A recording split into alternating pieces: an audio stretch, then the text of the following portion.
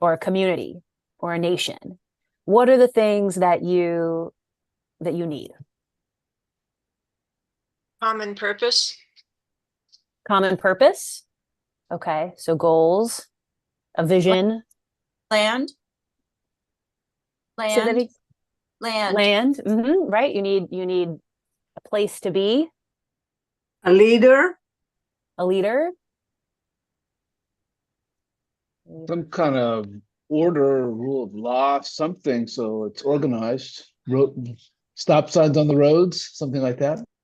Okay, so or like laws, something that creates order and structure. Compromise. Compromise. Okay, could you say a little bit more about compromise? Just that you're building a community. You may not all get along, but you have to figure out ways to make it work as a team. Teamwork, I guess. Whatever. Teamwork. Yes. Yeah. It can't just be a bunch of individuals doing their own thing. We have to come together and work together. Can I say Shabbat Shalom, Rabbi Elkin? Shabbat Shalom. How are you? Well, fine. Good to see you. Good to see you. So for folks who came in a little after I'd posed the question is, what do you need to build a people or a community or a nation? What do you need? Music and love and food. Okay, love and food. How about commitment? Miriam, you were saying something? Yes, how about commitment? Commitment. Yes, they just can't meet without forming a kind of commitment that this is important and that they will meet again. Right. So it's not casual. It's more like right. And it's very serious. It's serious. Right. Something Hi, Miriam. I agree. It's serious. You got to be like got one another's back, be willing to die for one another and march on. Right. So working together. Okay. Anything else? What about these are all good and you're on a track I was hoping we'd go down. Is there anything like team spirit wise that you might have, right? Like any like symbolically or emotionally, what might you need? Rabbi, women power, women sticking together, women supporting one another. Because if it wasn't for a woman, what would the world be like? Everybody comes to the birth canal of a woman. We have to really empower women. So valuing different people and what they can bring in the community. Okay. Yes, ma'am. But everybody, I mean, the respect of women and children and integrity and just love for one another, being emotionally connected to one another is really important. So care for each other. Yes, exactly. Okay.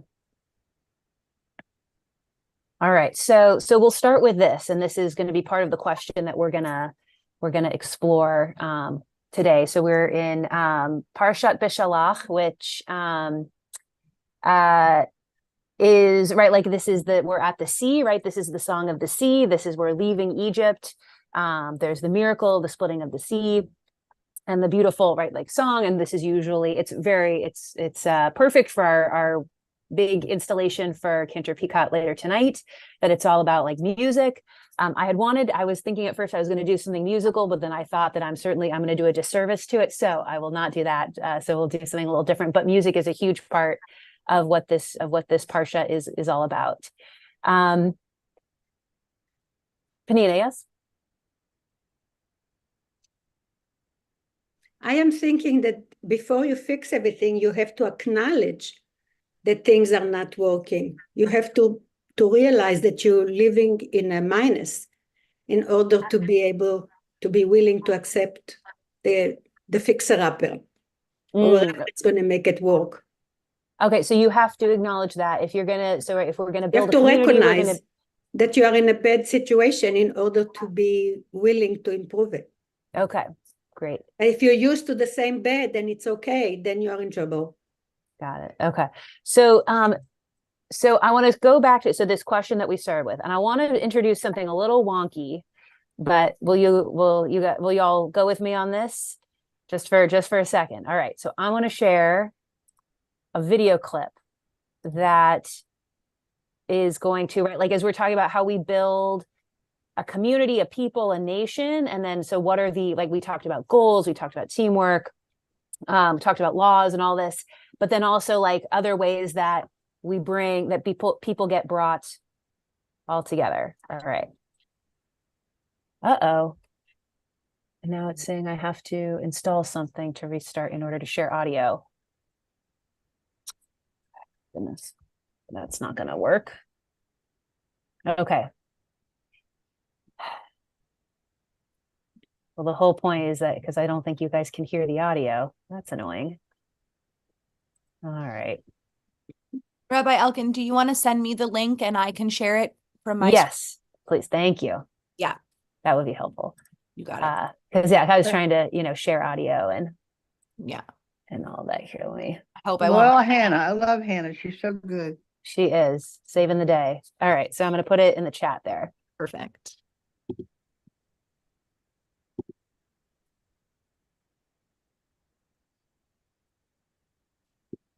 Gentlemen of Salem, Virginia, would you please give a warm American? Oh, could you share the video too? Yeah. Just give me Oh, 1 second. oh, okay, gotcha. It started without me like meaning to. Yeah.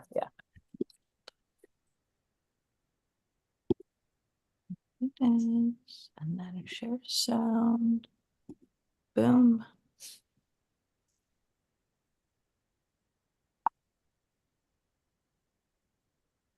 Asking me to do the same. But okay, hold on. Okay. Hold on.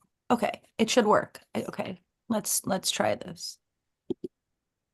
Virginia, would you please give a warm American welcome to a gentleman who has come all the way from Kazakhstan, and we are honored to have singing our national anthem.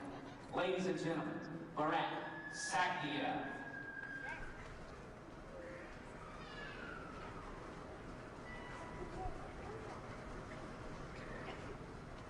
My name is Borat, I come from Kazakhstan. Can I say first, we support your war of terror. May we show our support to our boys in Iraq. May USA kill every single terrorist. May George Bush drink the blood of every single man, woman, and child of Iraq. May you destroy their country so that for the next 1,000 years, not even a single lizard will survive in their desert. To show our friendship, I now will sing our Kazakh national anthem to the tune of your national anthem. Listen. Kazakhstan is the greatest country in the world. All other countries are run by little girls. Kazakhstan is #1 exporter of potassium. Other Central Asian countries have inferior potassium. Kazakhstan is the greatest country in the world. All other countries is the home of the gays. Oh my God. All right. So this is from Borat, which came out. I think this is from like early 2000s. Which I will also say, I think Sacha Baron Cohen, who is a very proud, outspoken Jew, does brilliant work around anti-Semitism in his satire. Borat is not for everyone, but what I wanted to sort of bring up in this with this segment is there's the national anthem, right? And it's this sort of, I think the Kazakhstan national anthem, which is obviously a spoof. What are some of the things that he was talking about? What's the point he's trying to get across about this country? I don't like it, Rabbi. I don't like the knocking down the American flag, where she support Israel. I don't like any of it. Susan. Yeah, I want to add, I had trouble understanding him. And I think maybe it was the quality of the video, so I don't really know what he was saying. Okay. Except when he said all the people and thousands and everyone, that came through, but the rest I didn't get. It was, Okay. so I like the They horse were bad. following him. Yeah. I Dito, think they were Dito. mad at him. Yes, they were getting mad at him. Benjamin, you have your hand raised. Thank you, Rabbi. So the things that I saw or heard or I'm thinking about are, yes, a song, national anthem or a flag. Those symbols are important. And when our soldiers go off to battle, they follow the flag or the bugle. I'm thinking maybe a few wars back, but those images are images are very important to follow. Something like that, Rabbi. Right. And he's right. It's about the anthem and these symbols, right? It's about rallying people all together. And the thing that he's talking about how amazing Kazakhstan is about at exporting potassium, which is a silly thing, but it's like the thing that we take pride in. Like we're number one at this, and all the other countries like stink in comparison to us. And it's a ridiculous, like hyperbolic thing to say. But I think it gets to the core of part of when we're building like this people in this nation, there also is this sense of we are great in whatever it is that we're great at. We are great, and we rally around this, and this is what we care about. So with these ideas Can I in ask a question? Sure. I understand what that point is, but when you see someone knocking down the American flag, which stands for our soldiers, like he just said, who defend Israel and give up their lives, part of it, I just got a really, really icky, eerie feeling about the whole thing. I don't think it was for unity. I think it was to insult America, is what it looked like. But it was satire. Right. Oh, okay. I'm learning.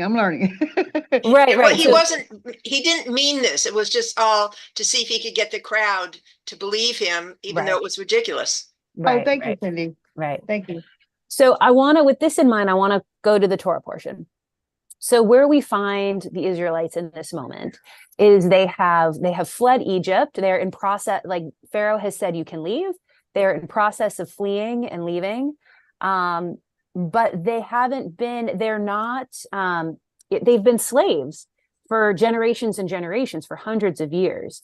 And so part of this journey, when they go from being these freed slaves to living in the land of Israel, according to Jewish laws and life and all of this, we haven't reached that point yet, right? They have to go on this long journey. Currently, they're kind of a ragtag group of former slaves who have never made decisions for themselves, who have never had control of their lives, have never been able to make their own rules.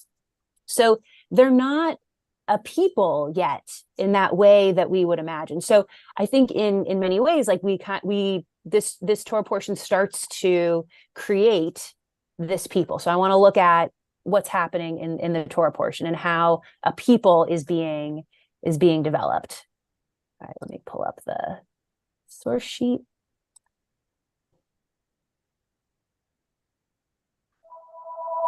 All right. So we're going to go through we're going to read a good amount of text, but like we're trying to get through the story, right? Like I really want us to get into the narrative of what's happening because we're really into like thick of like storytelling right now. So would anyone like to read this first paragraph? Susan, you want to go, and then Benjamin, Benjamin, you do the next one. Sure. Can you make it a little bit bigger, Rabbi? Yes, hold on. So now when Pharaoh let the people go, God did not lead them by way of the Philistines, although it was nearer. Oh, thank you. For God said the people may have a change of heart when they see war and return to Egypt. So God led the people roundabout by way of this wilderness of the Sea of Reeds. Now the Israelites went up armed out of the land of Egypt. And Moses took with him the bones of Joseph, who had exacted an oath from the children of Israel, saying, God will be sure to take notice of you. Then you shall carry up my bones from here with you. So they set out from Sukkoth and encamped at Etham at the edge of the wilderness.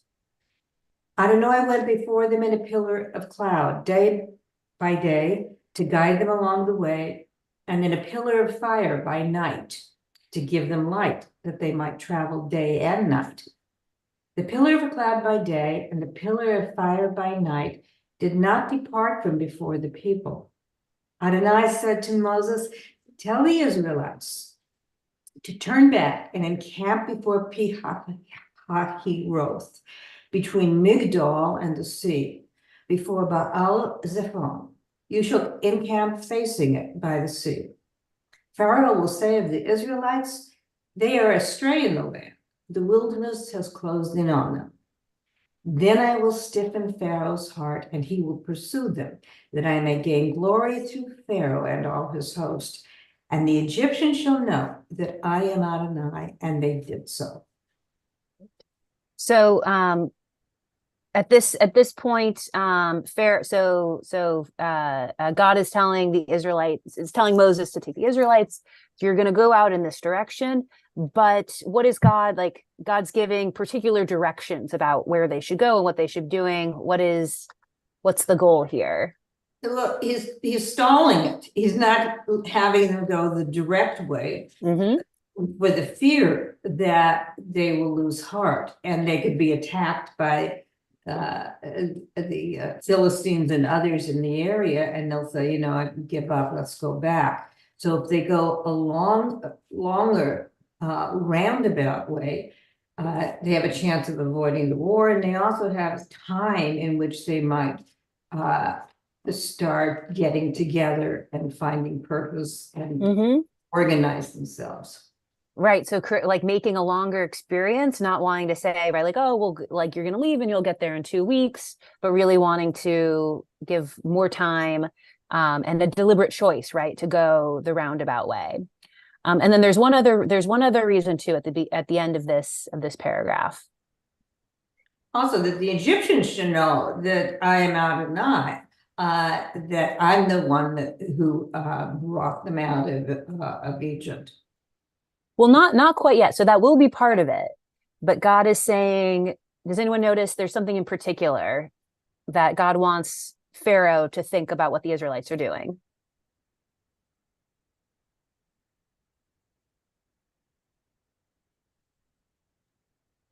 Anyone have a thought?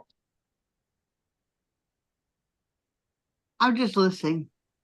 So God wants them to look like they're going in circles, right? You're going to take them here, and then God says, take them back, so that Pharaoh's going to see the Israelites and say, oh, they're astray in the land. The wilderness is closed in on them, right? So God wants it to look like these slaves, these former slaves, right, who are out in the desert, are just wandering around confused in circles, so that Pharaoh might say, right, so stiffen Pharaoh's heart and he'll pursue them.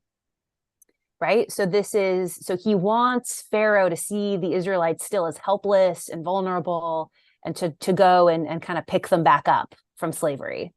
So it's a trap, sort of. Yeah. Now, Pharaoh. for whom it is a trap is right. We'll see. But God is kind of, but yes, like for the Egyptians, God is kind of goading them into coming out. All right, Benjamin, you want to read the next paragraph for us?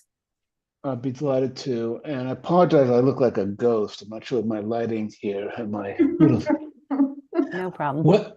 Stop it. You're just always so sweet. When the king of Egypt was told that the people had fled, Pharaoh and his courtiers had a change of heart about the people and said, what is this we have done, releasing Israel from our service? He ordered his chariot and took his force with him. The Egyptians gave chase to them, and all the chariot horses of Pharaoh, his riders and his warriors, overtook them and camped by the sea near Pi-hahiroth, before Bela Zephon. As Pharaoh drew near, the Israelites caught sight of the Egyptians advancing upon them. Greatly frightened, the Israelites cried out to Adonai, and they said to Moses, was it for want of graves in Egypt that you brought us to die in the wilderness? What have you done to us, taking us out of Egypt? Is this not the very thing we told you in Egypt, saying, let us be, we will serve the Egyptians, for it is better than to serve the Egyptians better serve the Egyptians, for it is better to serve the Egyptians than to die in the wilderness. But Moses said to the people, have no fear, stand by and witness the deliverance which Adonai will work for you today. And the Egyptians whom you see today, you will never see again. Adonai will battle for you. You hold your peace.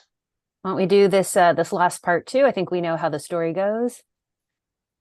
Okay, here we go. Then Adonai said to Moses, why do you cry out to me? Tell the Israelites to go forward, and you lift up your rod and hold out your arm and over the sea and split it. So the Israelites will march into the sea on dry ground, and I will stiffen the hearts of the Egyptians so they go in after them, and I will gain glory through Pharaoh and all his warriors, his chariots and his riders. Let the Egyptians know that I, Adonai, when I gain glory through Pharaoh, his chariots and his riders. Then Moses held out his arm over the sea and drove back the sea with a strong east wind all that night and turned the sea into dry ground. The waters were split, and the Israelites went into the sea on dry ground, the waters forming a wall for them on their right and on their left. The Egyptians came in pursuit after them into the sea. You jumped around here, I'm sorry. Yeah. Where am I? Here, hold on. I'll go to the bottom. Okay. So back at the top. The Egyptians came in pursuit of them in the sea, and all Pharaoh's horses, chariots, and riders. Then Adonai said to Moses, I think I read that. All right. Moses had his arm in the sea, and daybreak the sea returned to the normal state, and the Egyptians fled at its approach. But Adonai hurled the Egyptians into the sea. The waters turned back and covered the chariots and the riders. Pharaoh's entire army that followed them into the sea, not one of them remained, but the Israelites had marched to the sea on dry ground, the waters forming a wall for them on the right and the left. Thus Adonai delivered Israel that day from the Egyptians. Israel saw the Egyptians dead on the shore of the sea, and when Israel saw the wondrous power which Adonai had wielded against the Egyptians, the people feared Adonai. They had faith in Adonai and God's servant Moses. I got through that. It is the best part. Hopefully I gave it justice. It was very, very dramatic. Very thank you for giving me. That's like an all-time best story. Oh yes, classic. Right. So if we want to imagine for this, right, like, so God led the Israelites out of Egypt, had them loop around in the wilderness to look like they didn't know where they were going and they were helpless and vulnerable, trying to lure the Egyptians and Pharaoh out, so that God would then perform this miraculous act, right, of splitting the sea and destroying the Egyptians and Pharaoh, this like all powerful empire of the time. So if you're the Israelites and you've come out of slavery, you thought like, oh, like the first response was, why did you take us out of Egypt just to die in the wilderness? Which is a refrain that we will hear many times over in the next several books of the Torah. And then there's this miracle, God saved them. They had faith in God. They had faith in Moses. So how might this experience impact like their understanding of themselves as a people, all tied together as opposed to a bunch of individuals? Cindy. Well, I think that God differentiated them from the Egyptians. Right. So kind of similar to as you say, that makes me think of the lamb's blood on the 10th plague, right? They were spared, the Egyptians were harmed, right? So God is clearly differentiating and giving a preference towards the Israelites. But with the plagues, they were all slaves, but they were in their individual homes. But here they were here as a group on the other side of the sea in a new place. Perfect, right? So they really, right, like they experienced this all together to see, wow, we are the ones that God cares about, not just me and my home and you and your home, all of us here together. Nice. So that shared experience. Yes. Mm-hmm. What might have the Israelites taken away from this experience?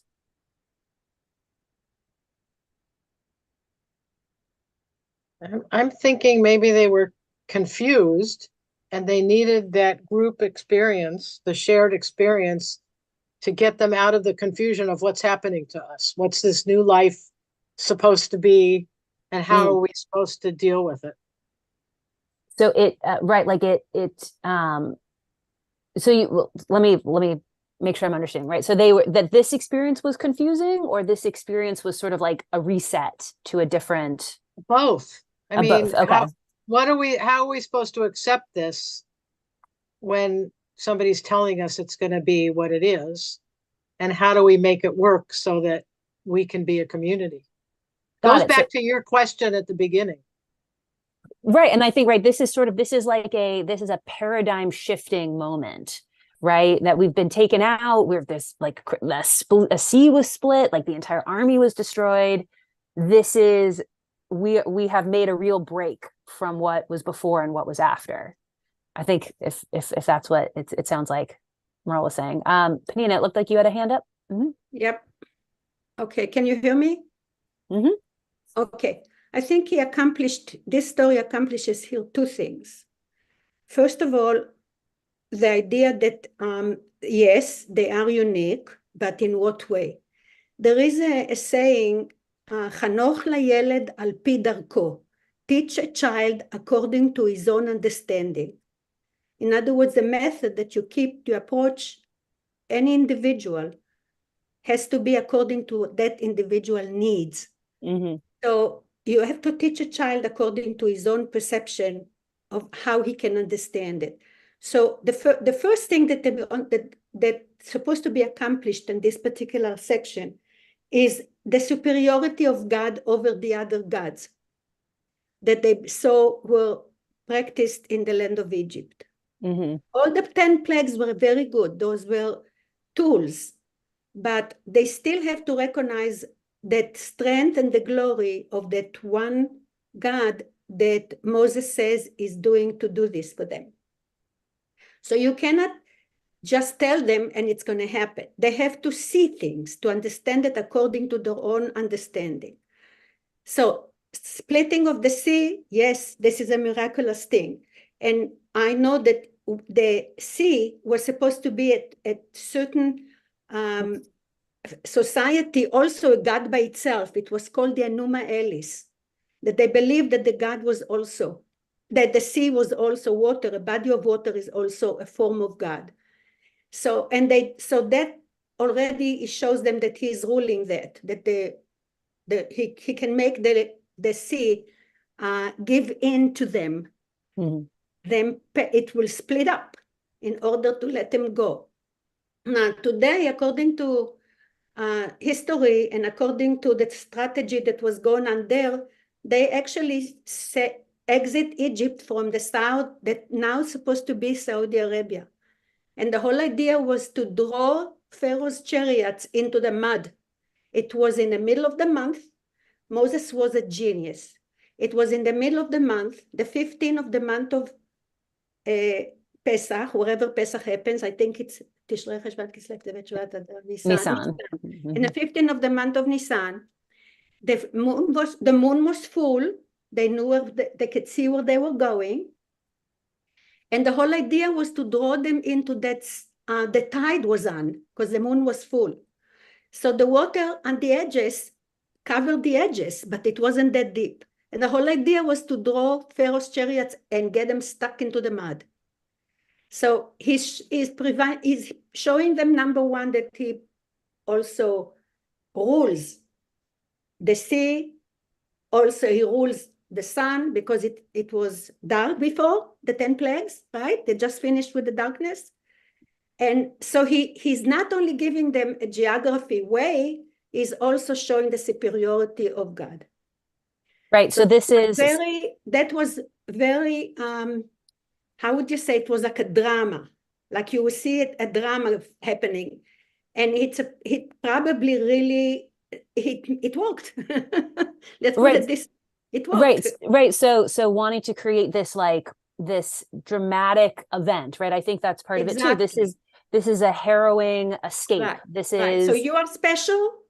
I'm going to support you. But first of all, look how great I am. I am greater than all the other gods that you saw in Egypt. Right. And I think, right. So God is greater, but I think also what you were saying, like, and this was a scary, dramatic moment, right? They're I don't facing know an about ocean. scary. At the contrary, it was supposed to give them strength, supposed to give them security. That Well, God right, is going to do it for you. You are the chosen ones. Right. And so I think this is part of, right, like, I think this is, they were told this, but until they experience it, Exactly. they're not really going to know, right? And so Exactly. then, Benjamin, you have your hand up. Thank you. And that's a wonderful point, learned point, Pina. My thought was a little more simplistic, comparing it to a sporting event where, when the football team scores a touchdown, the players all gather around each other and high-fiving each other and really celebrating the win together. If you're playing golf by yourself or with just a foursome, it's different. But when you're with a team with a bunch of people sharing the victory or the win, is just a stronger emotional connection that create.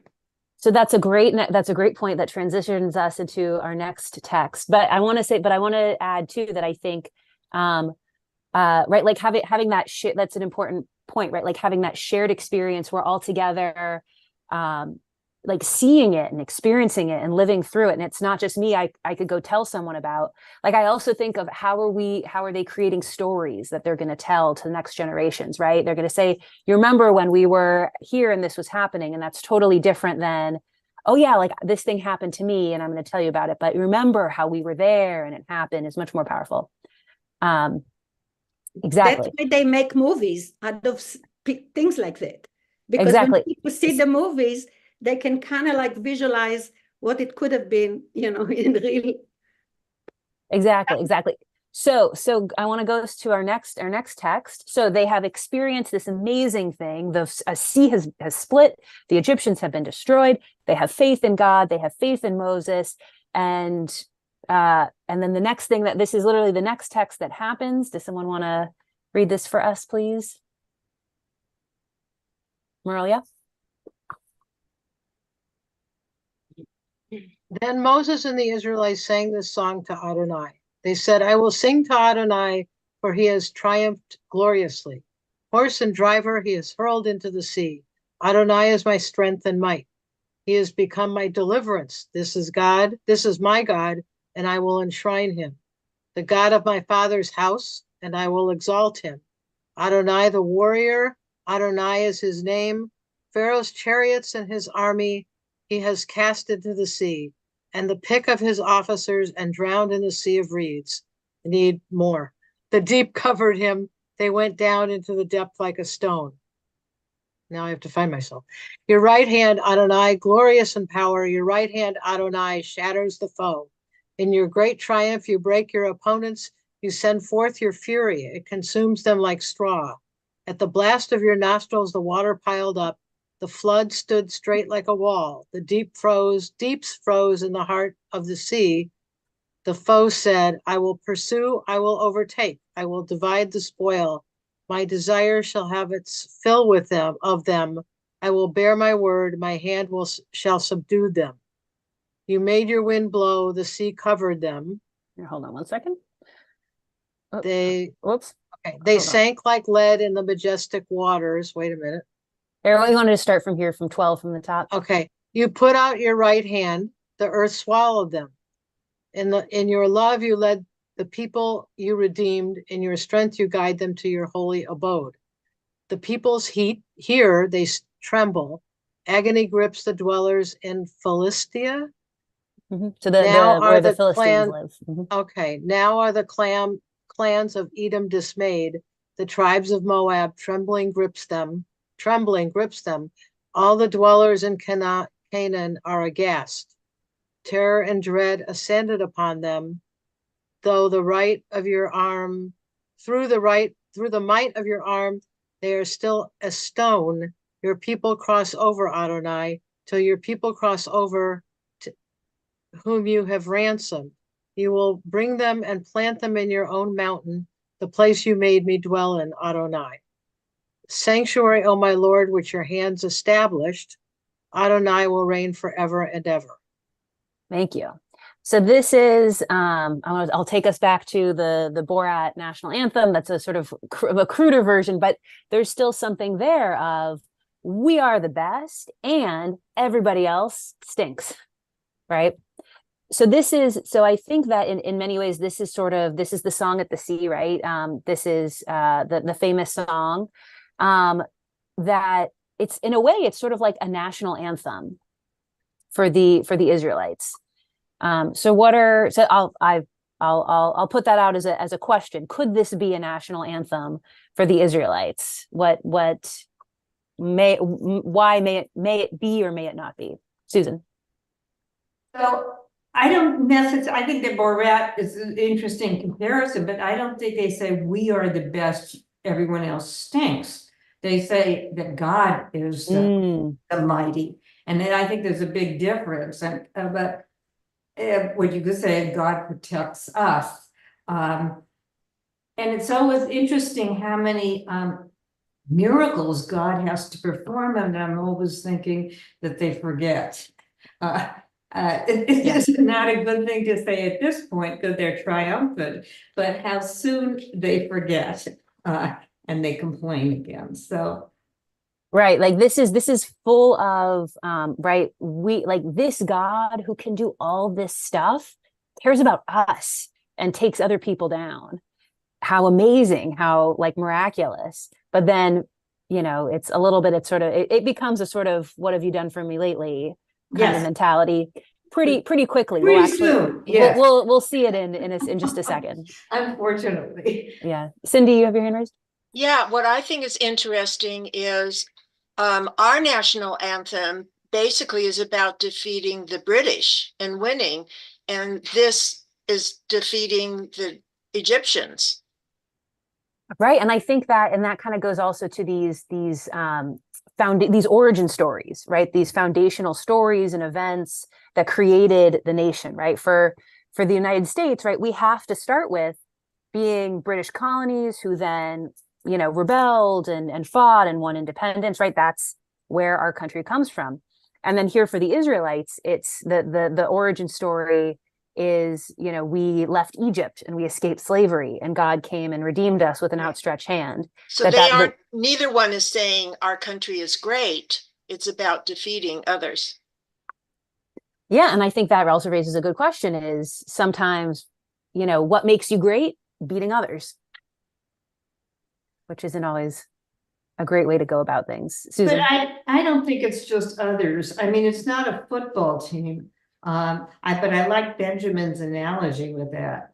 Mm-hmm. Talking about God and we're talking about morality. So and in the American case, it was what they thought was correct. This no taxation without representation. It was against oppression. If the British had been nice, as they might have started out to be, I don't think there would have necessarily been this war, and there were still Americans who were loyal to the British. So I think some of it has to do with I said morality, ethics, behavior. There in a football team, it's just who's strongest, who the best plays, who's most clever. It doesn't have to do with the play of good versus evil, which this has to do with. Right. Slavery that they were freed from. And God took notice of them because of the slavery and because they cried out to God. So I think that's an important distinction. Yeah, absolutely. And I think, and it's a shared values, right? It's here's what we care about. I forget who raised this, like for building a people, you need shared goals, right? You need, right. And this is part of, right. What do we care about? We care about being redeemed to go and serve our God, who is the best, right? We care about at this point, like one of the real founding, the key founding, like ideology is faith in God, belief in God's like all commitment to God, right? And this is, and part of how God is eliciting that is through these miracles, which are pretty compelling here. Panina, you want to say something? Yeah, I found a paper that I did about a book written by Nahum Sarna. And it was one of my works that I needed to do for my master. And it says there that what happened, it says here that foremost we have to acknowledge when studying the Torah that it's a religious document, that it is God's gift to mankind, and it's a gift that came to better the quality of life. And then he says that the whole idea of creation is actually, it's a science, but it's a science to learn to understand how to read the Torah, how to read the Bible. So you see all these things happening, but you need to understand how to take what you try to emphasize or to achieve out of the stories.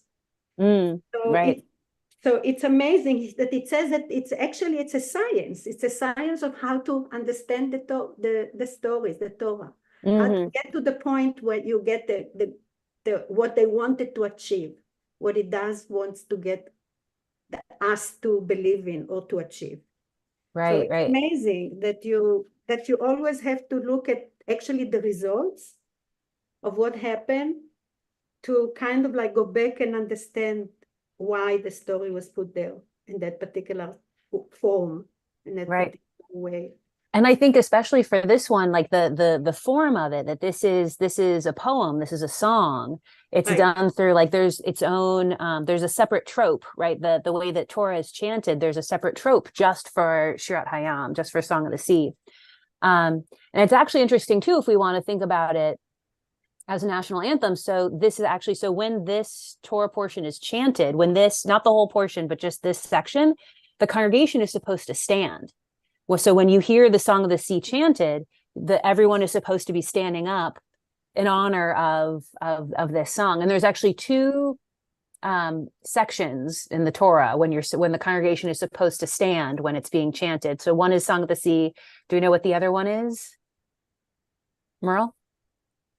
10 Commandments. The 10 Commandments. So we have the song, the poetry that unifies us, our anthem that we stand for, and then the 10 Commandments, our code, our laws that tell us, this sacred word from God telling us how to be in the world.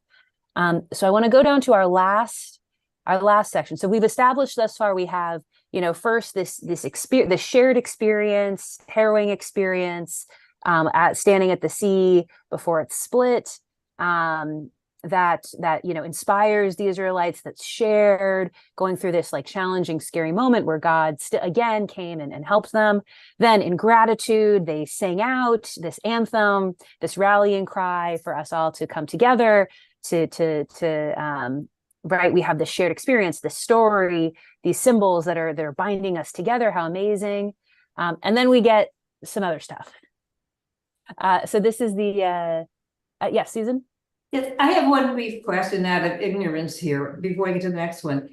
Standing for the 10 Commandments, when do we read the 10 Commandments in the 10? So when, when it's the Torah portion that has the 10 Commandments and you're doing, so it's just when it's a Shabbat, when you're doing the Torah reading, and that's the part. That's Yitro then you're talking, or when it comes the second time? So both times. Yes, it's a good question. Okay, thank you. So then this is the last. So they have gone out. They love God. God's amazing and wonderful. They're full of faith. And then soon enough in this portion, Penina, do you want to read for us? I just want to finish with this. It says here that the Emunah Elis were nature, two bodies of water, sweet and salty, gave birth to the gods. That's that's a stronger thing than just being a god by itself. That particular body of water gave birth to the gods, and the whole idea was to show that God's superiority over all those other gods that people believed in those times. Yes, so absolutely. that's okay. So yes, where do you want me to read? Here, so in one the wilderness. Okay. Yes. Okay. In the wilderness, the whole Israelite community grumbled against Moses and Aaron. The Israelites said to them, if only we had died by the hand of God in the Jehovah, in the land of Egypt, when we sat by the flesh pots, when we ate our fields of bread. For you have brought us out into this wilderness to starve this whole congregation to death. And Adonai said to Moses, I will rain down bread for you from the sky, and the people shall go out and gather each day the day's portion, that I may thus rest them, to see whether they will follow my instructions or not. But on the sixth day, when they apportion what they have brought in, it shall prove to be double the amount they gather each day. So Moses and Aaron said to all the Israelites, by evening you shall know it. It was Adonai who brought you out from the land of Egypt. And in the morning you shall behold the presence of God, because God has heard your grumbling against Jehovah. Okay. In the evening, quail. So they'll get also meat. Okay. Where was that? Back at the top. Oh, okay. It was God who brought you out from the land of Egypt, and in the morning you shall behold the presence of God, because God had heard your grumbling against Jehovah. In the evening, quail appeared and covered the camp. In the morning, there was a fall of dew about the camp. When the fall of dew lifted, there over the surface of the wilderness lay a fine and flaky substance, as fine as frost on the ground. When the Israelites saw it, they said to one another, what is this? For they did not know what it was. And Moses said to them, that is the bread which Adonai has given you to eat.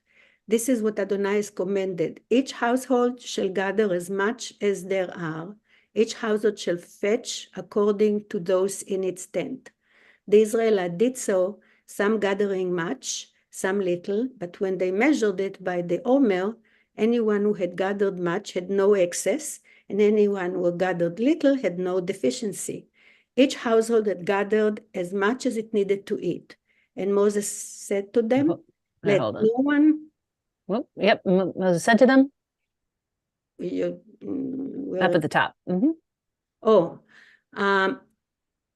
And Moses said to them, let no one leave any of it over until morning. But they paid no attention to Moses. Some of them left of it until morning, and it became infested with maggots and stank. And Moses was angry with them. So they gathered it every morning, as much as each one needed to eat. For when the sun grew hot, it would melt. On the sixth day, they gathered double the amount of food, 2 omers for each. And when all the chieftains of the community came and told Moses, he said to them, this is what Adonai meant. Tomorrow is a day of rest, a holy Sabbath of Adonai. Bake what you would bake and boil what you would boil. And all that is left put aside to be kept until morning. So they put it aside until morning, as Moses had ordered, and it did not turn foul, and there were no maggots in it. Then Moses said, eat it today, for today is a Sabbath of Adonai. You will not find it today on the plain. 6 days you shall gather it. On the 7th day, the Shabbat, there will be none. Yet some of the people went out on the 7th day and... right here. To gather. Oh, to gather, but they found nothing. And Adonai said to Moses, how long will you all refuse to obey my commandments and my teachings? Mark that it is Adonai who, having given you the Sabbath, therefore gives you 2 days' food on the 6th day. Let everyone remain in place. Let no one leave the vicinity on the 7th day. So the people remained inactive on the 7th day. Great. So, yes, Susan. I could see you shaking your head and smiling as we read. Yeah, I mean, I looked to see how soon this was. It's still in the same Parshat. Oh, yes. Parshat, we're not even going on to the next phase. No sooner do they sing the Song of the Sea, the national anthem, and rejoicing, than they start with this business. And I think it shows, I mean, here, unfortunately, the intractability of human beings, the nature of human beings, and the difficulty that poor Moses had in bringing this recalcitrant group together, and it continues throughout Exodus. So we need more than a national anthem, I think, and it almost seems like I ask you, what are the things that we can do to hold us together? I mean, I get a shared heritage. I get the same enemy. That often brings people together. I mean, we've seen some of that from Israel when they were fighting with each other about the legislation, and then comes Hamas, and they all join in. Unfortunately, Hamas. I'm not saying that is a good thing. It's quite the opposite. But then how do we do it? Well, I think so. So this is also something else that we had talked about. So this is the first time God starts giving them rules. God starts giving laws and commandments and saying, this is how you're going to live your life. Here's how you're going to do this thing. And I promise you, I'm telling you, what I'm telling you is going to work. All you have to do is do it. But unfortunately, right, like in this very first instance of being given a code, being given a law, they do what? They react again. You know, there's Korah, the rebellions, and that too. But that's a really good answer about having some systematic laws that make sense too, and that are for your own benefit and the benefit of your society. And I think.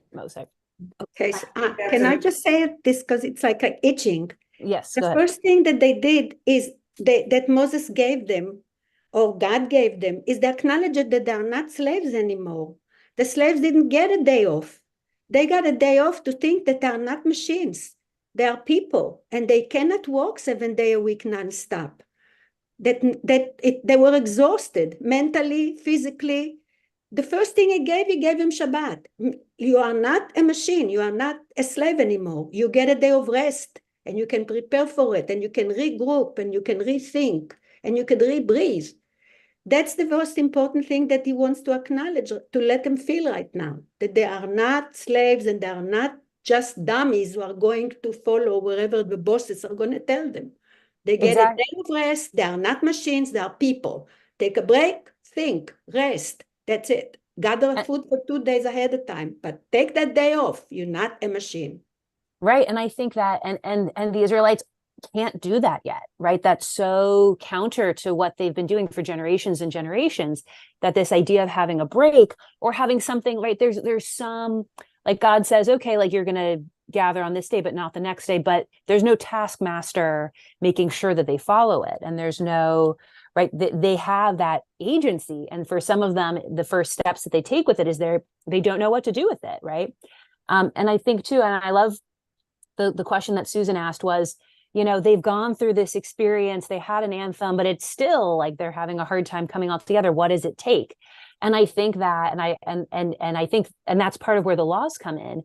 You also need to have that accountability and that order and that structure, because this awe, this amazing experience of, you know, of rescue and redemption and the sea and all of that, we can't live in a state of awe at all times to keep us on track, right? We need that structure and that accountability. And that's a big part of what it is to be a community, to be a people. We have to have those things in place as well, because we do need some regulation, right? We do need some structure. That's different than, right? And structure is, of course, different than slavery. Structure requires, you know, thinking free people, not just machines.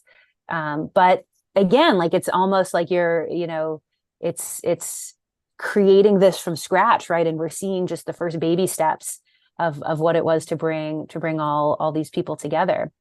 And so I see we have a couple minutes left, but I think so keeping all of this in mind, I think the closing question that I want to have for us, and if you want to share your thoughts, we have some time for that too. But I think just to think for us who are part of a people, right, are part of a Jewish people, are part of a community, how do we, like when we've gone through those shared experiences, right, when we've gone through all those things that like challenges and moments of awe, and rule following or rule breaking, how how do we feel connected to community? Like, what has it meant to you to go through those experiences in community?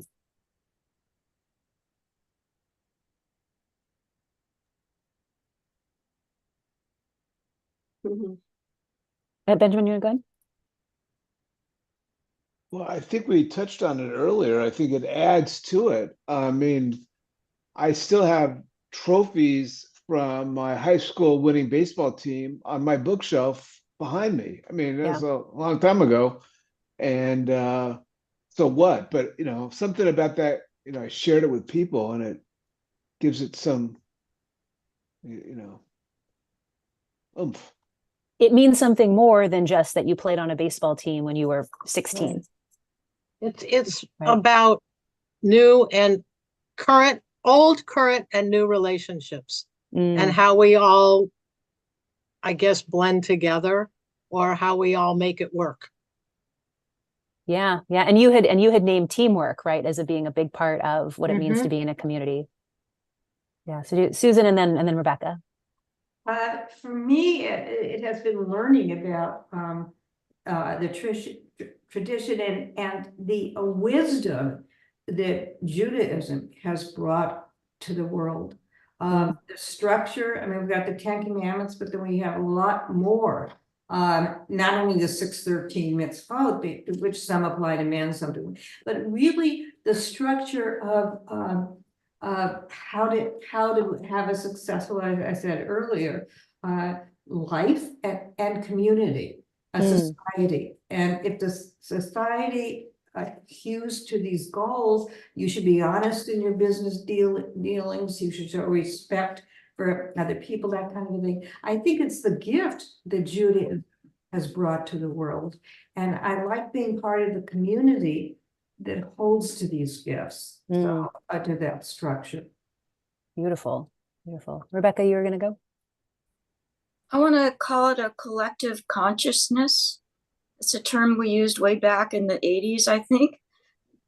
The only example I can give currently is that when October 7th happened, we all kind of had a collective consciousness of what happened because of past events.